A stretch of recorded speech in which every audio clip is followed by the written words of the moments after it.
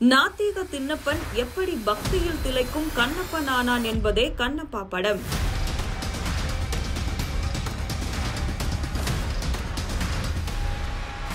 இரண்டாம் நூற்றாண்டில் மலை பிரதேசத்தில் வசித்து வரும் இனக்குழுவின் தலைவர் சரத்குமார், அவரது மகன் தின்னடு தங்கள் குழுவின் நலனுக்காக தன் நண்பன் பலி கொடுக்கப்பட்டதை பார்த்த தின்னாவுக்கு தெய்வத்தின் மீது நம்பிக்கையை இழக்கிறார். கடவுள் இல்லை, அது வெறும் கல் என்று கடவுளை மறுதளிக்கிறார். 25 ஆண்டுகள் கழித்து தின்னா கடவுள் மீது இன்னும் வெறுப்புடன் வளர்கிறார். இந்த வனப்பகுதியில் வசிக்கும் 5 இனக்குழுக்களில் ஒரு குழுவிடம் உள்ள வாயு லிங்கத்தை கைப்பற்ற வருகிறது காலமுகாவின் குழு. அப்போது தின்னாவுடன் நடக்கும் மோதலில் இறந்து போகிறான் காலமுகாவின் தம்பி. தம்பியை இழந்த கோபத்தில் காலமுகா லட்சக்கணக்கான வீரர்களுடன் படையெடுத்து கிளம்புகிறான்.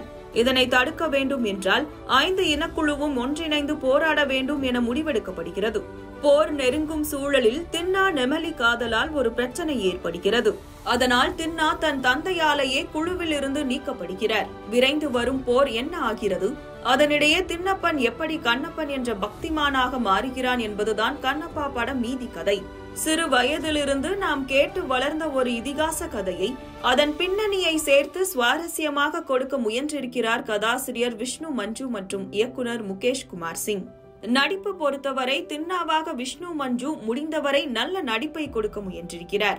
கடவுளை மறுக்கும் கோபக்கார நபராக, பக்தி வந்த பின் கடவுளை நினைத்து மருகும் சிவபக்தனாக என 2 பரிமாணங்களையும் தெளிவாக காட்டுகிறார். பாசமான தந்தையாய் சரத்குமார் வழக்கம் போல் இயல்பான நடிப்பை கொடுக்கிறார். பிரீத்தி முகுந்தன் காதலில் தவிப்பது, கடவுளை எதிர்க்கும் கணவனிடம் கோபம் கொள்வது என சிறப்பான நடிப்பை கொடுத்திருக்கிறார். சிவன் பார்வதியாக வரும் அக்ஷய் குமார், காஜல் அகர்வால் நடிப்பு பார்க்கையில் இந்தி சீரியலில் வரும் சிவன் பார்வதி போன்ற உணர்வு எழுவதை தவிர்க்க முடியவில்லை.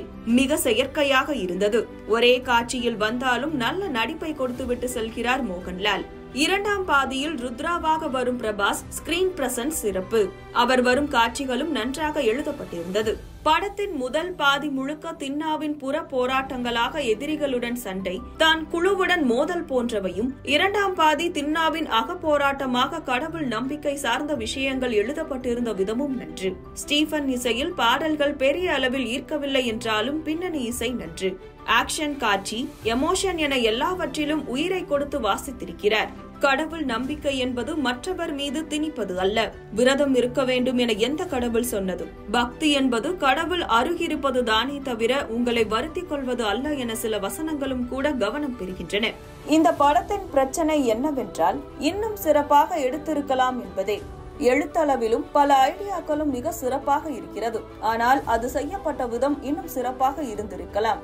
முதல் பாதியில் ஒரு பிரச்சனை, இரண்டாம் பாதியில் இன்னொரு பிரச்சனை என பிரித்திருந்தாலும் இரண்டும் தனித்தனி படம் போலவே இருக்கிறது. படத்தின் மையமே தின்னா எப்படி சிவபக்தன் ஆகிறார் என்பதே. ஆனால் அந்த இடத்திற்கு வந்து சேரவே படத்தின் கடைசி 40 நிமிடங்களில் தான். ஆனால் அவையும் ஒரு சீரியல் தரத்திலேயே இருப்பது சலிப்பை ஏற்படுத்துகிறது.